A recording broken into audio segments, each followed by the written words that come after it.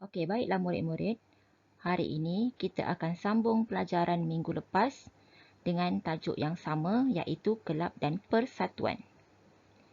Okey, pada pelajaran yang lepas, kita sudah pun melihat ataupun mengetahui cara-cara untuk menyediakan akaun penerimaan dan pembayaran.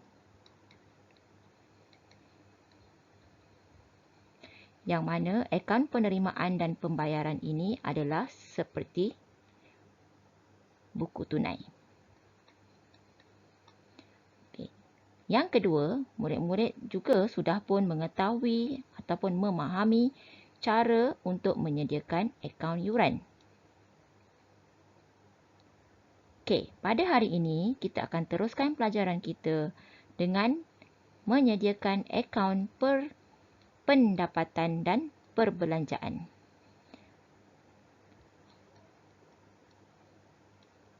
Tetapi sebelum itu, sebelum kamu betul-betul faham cara untuk menyediakan akaun pendapatan dan perbelanjaan, kita akan tengok dahulu cara untuk menyediakan akaun perdagangan bagi sesebuah kelab dan persatuan. Sekarang kita akan lihat mengapa sesebuah kelab dan persatuan perlu untuk menyediakan akaun perdagangan. Okey, yang pertama, terdapat kelab dan persatuan yang menjalankan aktiviti perniagaan seperti membuka restoran, kedai buku, kedai alatan sukan dan lain-lain. Okey, yang kedua, akaun perdagangan disediakan untuk menghitung untung atau rugi daripada aktiviti perniagaan. Manakala yang ketiga, akaun perdagangan boleh disediakan dalam bentuk T dan juga format penyata. Okay, cikgu bagi satu contoh. Okay, sebuah kelab yang dinamakan sebagai kelab badminton. Kelab badminton Taman Ria. Okey. Daripada namanya, kita mengetahui bahawa kelab ini menjalankan perkhidmatan menyewa gelanggang badminton dan ataupun menyewa peralatan permainan badminton. Itu adalah aktiviti utama bagi kelab badminton tersebut. Okey, walau bagaimanapun, kemungkinan besar kelab ini juga ada menyediakan ataupun ada membuka perniagaan sampingan seperti membuka sebuah kafe ataupun kantin.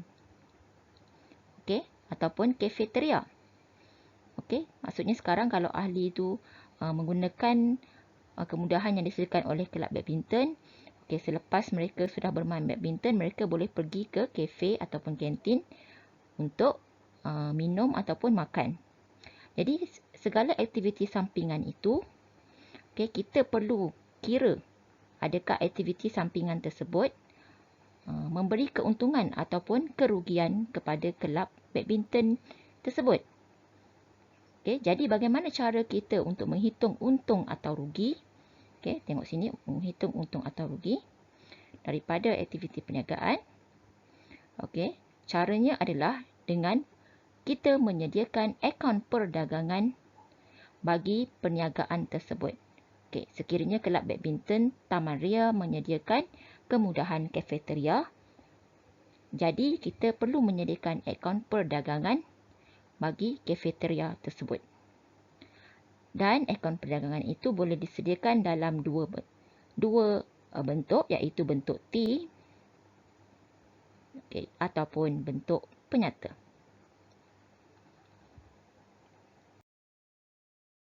Semasa di tingkatan 4, kamu sudah pun didedahkan untuk menyediakan format akaun perdagangan dan untung rugi, terutama bagi perniagaan milikan tunggal. Apakah tujuan kita menyediakan akaun perdagangan dan untung rugi? Okey, ya betul. Akaun perdagangan dan untung rugi disediakan bagi tujuan untuk memperolehi untung kasar ataupun untung bersih. Okey. Sama juga dengan akaun perdagangan bagi kelab dan persatuan. Tujuannya adalah untuk kita melihat sama ada perniagaan sampingan tersebut memberikan kita keuntungan ataupun kerugian. Jadi kita akan lihat apakah item-item yang ada di dalam akaun perdagangan bagi kelab dan persatuan. Okey, item yang pertama kita ada jualan. Okey, jualan mestilah merangkumi jualan tunai dan juga jualan kredit. Okay, item yang kedua kita ada belian.